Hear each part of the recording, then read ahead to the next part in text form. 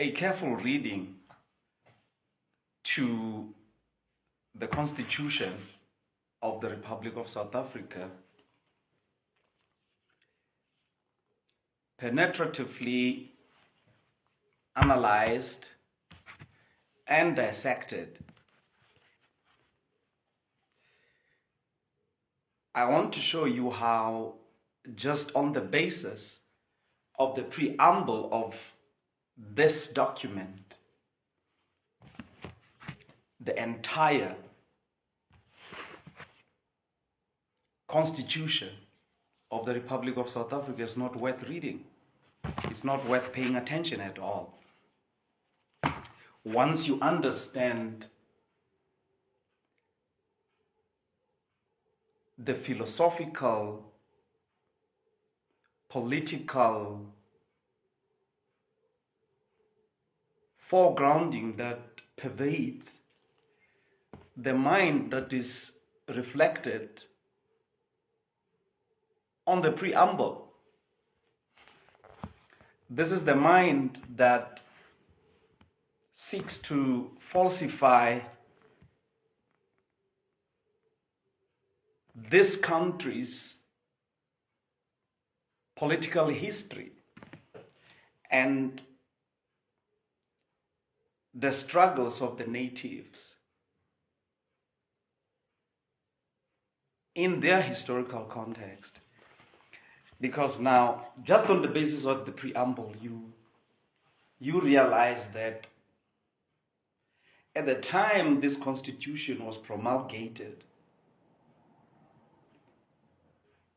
the colonizer and the colonized, the oppressor and the oppressed, the exploiter and the exploited are fictitiously reconciled in this document, when reality ridicules, mocks this baseless reconciliation and unity between the axe and the wood.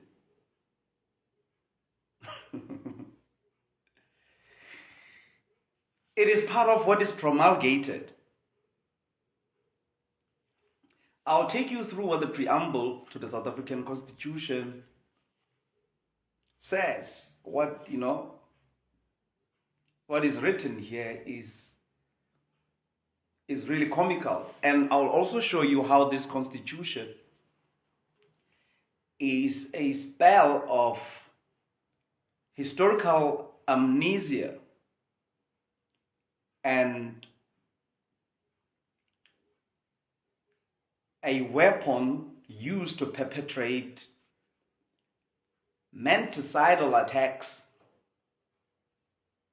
on the black mind, psyche, and spirit.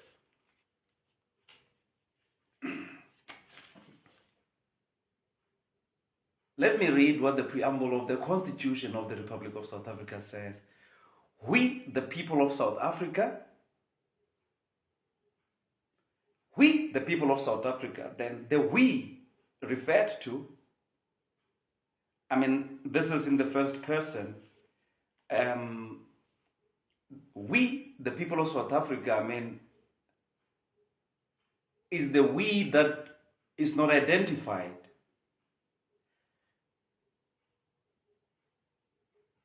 Recognize the injustices of our past.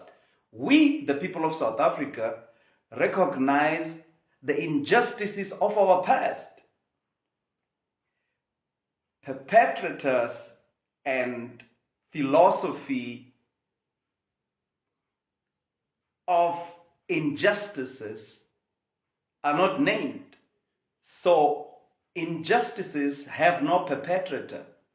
The injustices of the past have no perpetrator.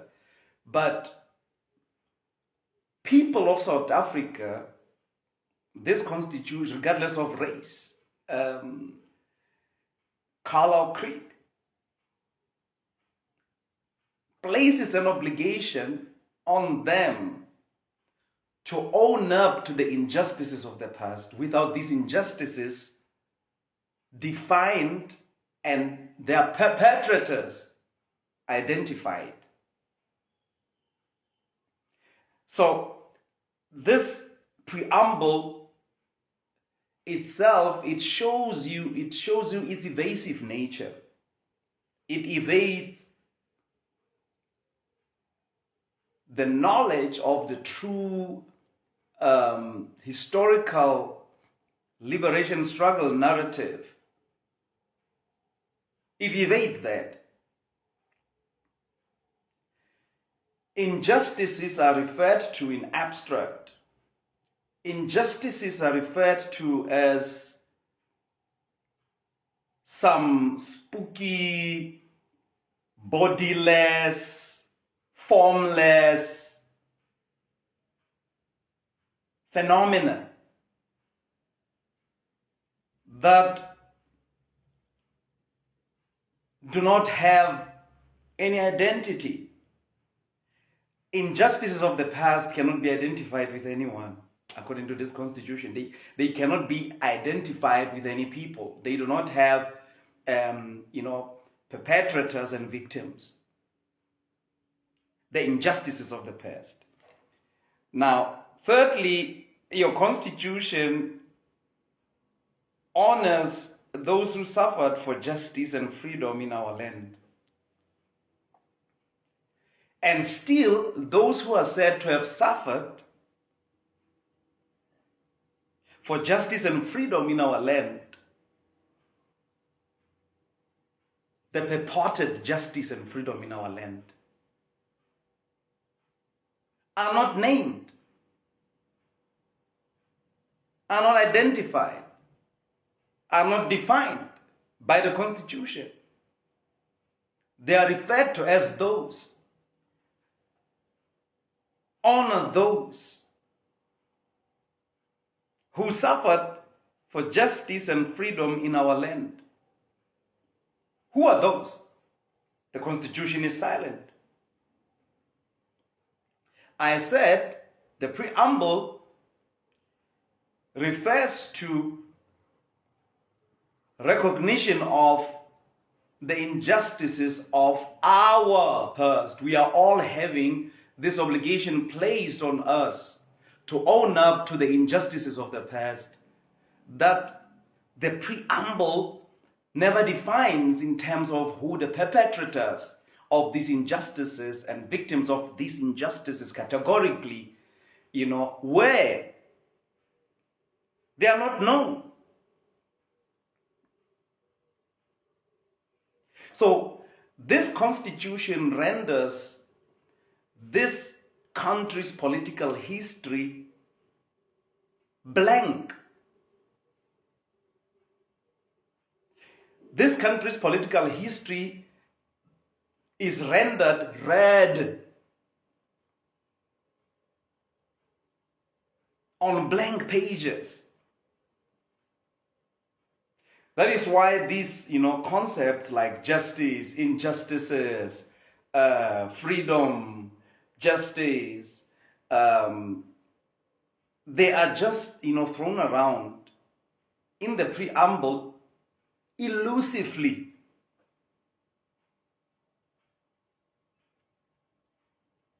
Reference to these concepts, is very loose, is very cursory.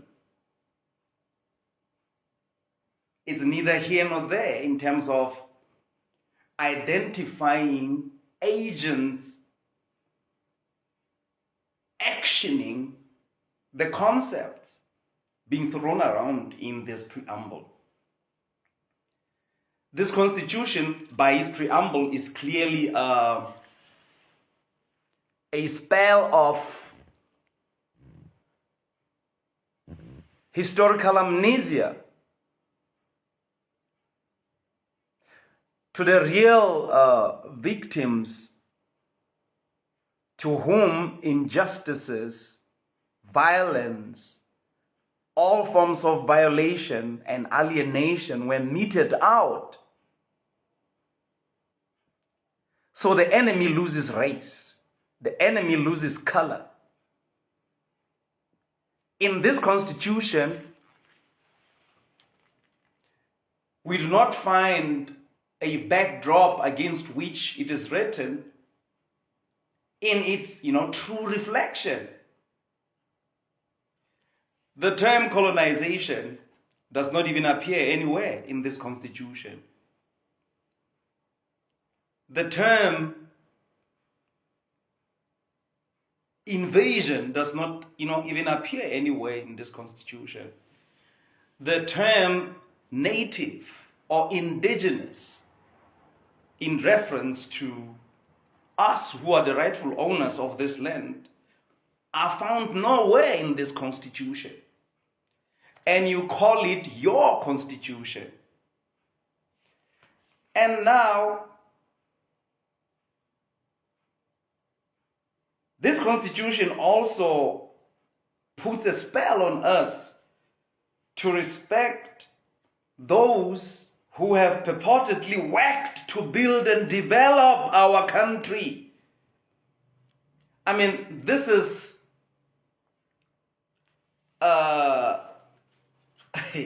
this is a joke. I mean, it's 1996, December the 16th, when the quote-unquote democratic, first democratic president of South Africa assented to this document for its promulgation. It's 1996, and already we are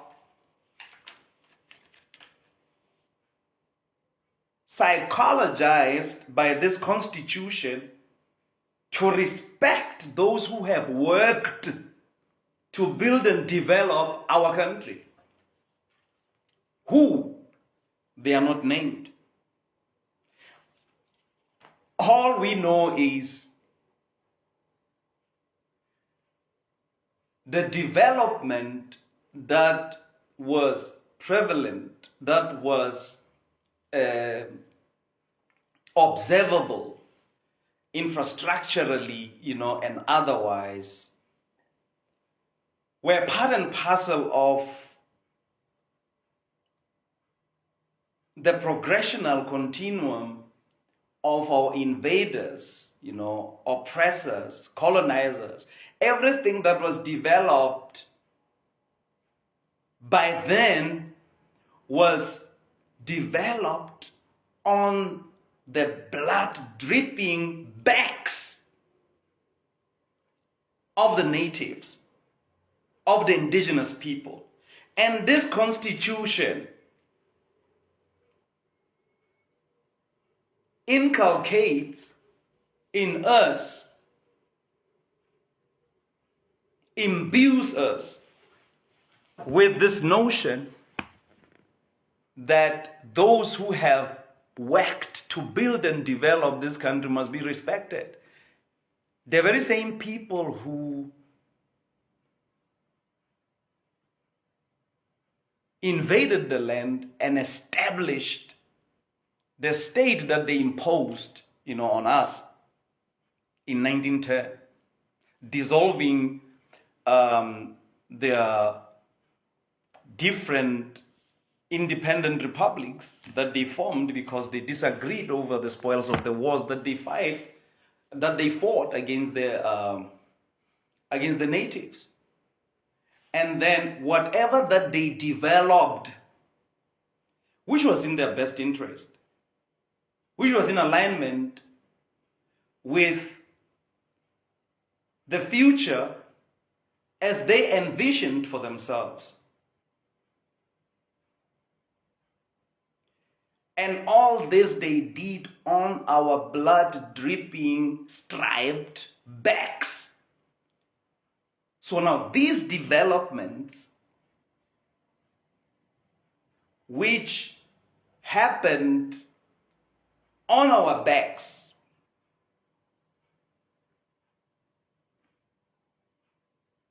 must be credited to those who participated in ensuring that they happen. And now we must respect them.